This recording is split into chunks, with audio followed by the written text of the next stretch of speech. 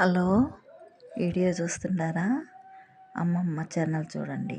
ఇదిగో మీ బిడ్డలకి సందులు అనుకుంటే వాంతింగ్ చేసుకుంటున్నా, బేదులు అవుతున్నా, సందులు అని అనుకుంటే ఇదో రేగి చెట్టాకు, రేగి పండ్లాకు తెచ్చుకొని 5 ఆకులు తెల్ల పసుపు గుడ్డ చేసి 2 తెల్లపాయలు పసుపు గుడ్డ రుద్దండి, తెల్ల గుడ్డకి 2 మిరియాలు, మొత్తం 9 కలిపి అబ్బాయికి అయితే ఎడం పక్క కట్టండి పసుపు గుడ్డలో, అమ్మాయికి అయితే